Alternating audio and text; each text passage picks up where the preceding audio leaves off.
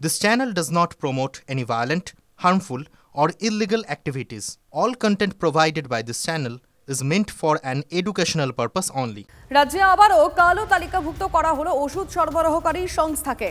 Anaesthesia রক্তচাপ কমানোর ওষুধ সরবরাহকারী সংস্থাকে কালো পতাকা স্বাস্থ্য দফতরের এবং এখানে কোন কোন সংস্থা রয়েছে সব ডিটেইল আমাদের রিপোর্টার সৌরভ দত্ত জানাবেন। সৌরভ, দেখো, এই যে ওষুধ সরবরাহকারী সংস্থা, এর বিরুদ্ধে অভিযোগ হচ্ছে L1 হয়েছিল অ্যানাস্থেসিয়া এবং রক্তচাপ কমানোর ওষুধ সরবরাহ করার ক্ষেত্রে, কিন্তু দীর্ঘদিন ধরে এই সংস্থা তার প্রতিশ্রুতি মতো ওষুধ সরবরাহ করছিলেন না এবং সেই জন্যই তাকে আজ কালো তালিকাভুক্ত করা হয়েছে। কিন্তু প্রশ্ন উঠছে যে এমন কোন সংস্থাকে কেন বরাদ দেওয়া হবে, তার ক্রেডিবিলিটি কেন যাচাই করা হবে না, যে যারা সরবরাহ করতেই সক্ষম নন তাদেরকে L1 বিডার হিসেবে কেন বাছাই করা হচ্ছে, সেটাও তো দেখার দায়িত্ব রাজ্য স্বাস্থ্য দপ্তরের। ফলে এতদিন যে অ্যানাস্থেসিয়া প্রসূতি বিভাগে কাজে লাগে, যে কোনো অপারেশনের ক্ষেত্রে কাজে লাগে, এই ধরনের ওষুধ সরবরাহ যদি ঘাটতি থাকে তাহলে সাধারণ মানুষ তো বিপাকে পড়বেন। ফলে আবার প্রশ্নের মুখে পড়েছে রাজ্য স্বাস্থ্য দপ্তর। লিমা, ধন্যবাদ সৌরভ। পদত্যাগ করুন রাজ্য মেডিকেল কাউন্সিলের রেজিস্ট্রার। কাল বিকাল 5টার মধ্যে ইস্তফা না দিলে পদ থেকে সরান নির্দেশ হাইকোর্টের প্রধান বিচারপতির। সরকারের আগাম অনুমোদন ছাড়াই মেয়াদ ফুরানোর পরেও পদে অবসরের সময়সীমা পেরিয়ে গেলেও কেন পদে রেখে দেওয়া হয়েছে? ওই পদে থাকার কোনো অধিকার নেই রেজিস্ট্রারের। প্রধান বিচারপতির এমনই মত।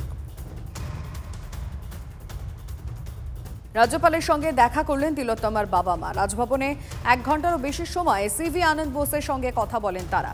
রাজ্যপালের কাছে সিবিআই এর বিরুদ্ধে একটি অভিযোগপত্র জমা দিয়েছেন। রাষ্ট্রপতির সঙ্গে দেখা করানোর জন্য রাজ্যপালের কাছে আবেদন জানিয়েছে তিলোত্তমার পরিবার। রাজ্যপালের সঙ্গে আমরা সিবিআই সম্বন্ধে কথা বললাম, সিবিআই তদন্ত সম্বন্ধে, এবং আমরা সেই আবার কতগুলো সিবিআই এগেইনস্টে যে কমপ্লেন লিখিতভাবে ওনাকে দিলাম, এবং যাতে উনি উচ্চ পর্যায়ে আলোচনা করেন, মানে গৃহমন্ত্রী অমিত শাহের সঙ্গে আলোচনা করবেন এবং প্রধানমন্ত্রীকেও জানাবেন এবং রাষ্ট্রপতিকেও উনি জানাবেন।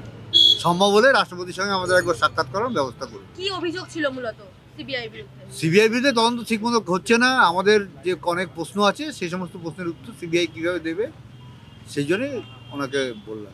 কতগুলো কোশ্চেন আমরা লিখে দিয়েছি এবং সেগুলোকেই উনি বলেছেন ঠিক আছে আমি এগুলোই জানাবো। সিবিআইয়ের গাফিলতির উপরেই প্রশ্নগুলো মেইনলি। রাজ্যপাল কি বললেন?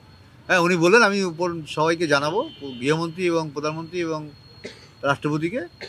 দেখা যাক, আশা করছি ন্যায় বিচার আপনারা পাবেন। আগামীকাল বিজেপির সভায় শর্ত সাপেক্ষে অনুমতি। কলকাতা হাইকোর্টের অনুমতি দিলেন বিচারপতি তীর্থঙ্কর ঘোষ। 200 থেকে 300 জন লোক নিয়ে সমাবেশ করা যাবে। হগ মার্কেটে সভা করার অনুমতি। সন্ধ্যে 6:30 থেকে রাত 9টা পর্যন্ত সভার সময় বেঁধে দিয়ে আদালত। 5টার বেশি লাউড স্পিকার ব্যবহার করা যাবে না। শব্দবিধি মানতে হবে। 10 জন অর্গানাইজারের নাম ও ফোন নম্বর পুলিশের কাছে জমা দিতে হবে। পুলিশকে অন্তত 10টা গাড়ি পার্কিং এর ব্যবস্থা করতে হবে। পর্যাপ্ত পুলিশ ফোর্সের ব্যবস্থা রাখতে হবে। নির্দেশ কলকাতা হাইকোর্টের। আসছি পরে খবরে। সরস্বতী পুজোর সময় একাধিক ট্রেন বাতিল। 1 থেকে 3রা ফেব্রুয়ারি শিয়ালদা দক্ষিণ শাখায় মোট 108টি ট্রেন বাতিল হয়েছে। কাঁকুরগাছি বালিগঞ্জে ইন্টারলকিং এর কাজ হবে। মোট 52 ঘন্টা শিয়ালদা দক্ষিণ শাখায় ট্রেন বাতিল। রবিবার 2 ফেব্রুয়ারি 49টি ট্রেন বাতিল থাকবে। লক্ষ্মীকান্তপুরের ট্রেন স্বাভাবিক থাকবে সার্কুলার রেল।